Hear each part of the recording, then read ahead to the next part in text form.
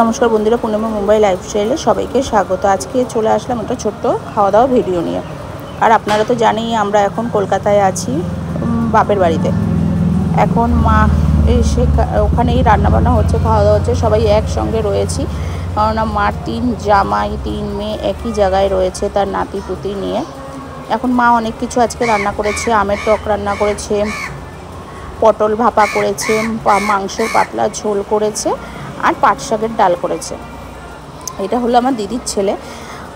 ও খিদে পেয়ে গেছিলো বলে ওকে খাবার দিয়ে দিয়েছি, ও টিভি দেখতে দেখতে খেয়ে নিচ্ছে।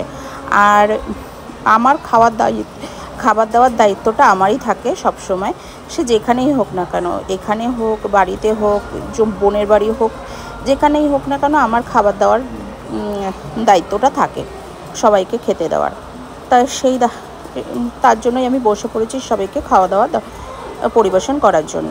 এখন একে এক করে সবার জন্য ভাত বেড়ে নিচ্ছি, বেড়ে সবাইকে খেতে দিয়ে দিচ্ছি। ও খেতে বসে গেছে। ওই যে আমার জামাইবাবু আর ওর মাঝখানে হলো ছেলে রয়েছে। এদিকে দেওর মানে আমার ভাই হলো, ও মেয়েকে খাইয়ে দিচ্ছে। ওরটাও ভাত বেড়ে রেখেছি, মেয়েকে খাইয়ে ও খেয়ে নেবে। আর এদিকে মা স্নান হয়নি, মা বললো তুই এদিকে সবাইকে খেতে দে আর আমি স্নানটা সেরে আসি।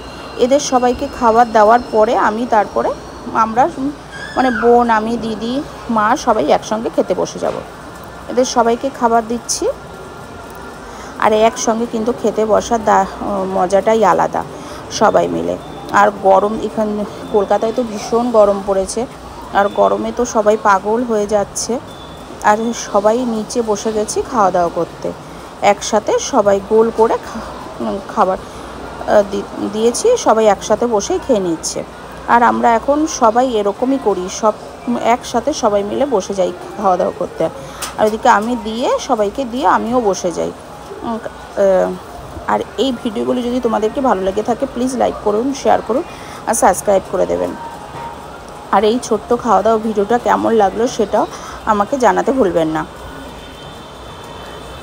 এখন সবাই সুন্দর করে খাওয়া দাওয়া করে নিচ্ছে। আর মাংসের ঝোলটা হয়েছে একদম পাতলা করে। ভিডিওটা আজকে এই পর্যন্ত রইল। Tata, bye bye.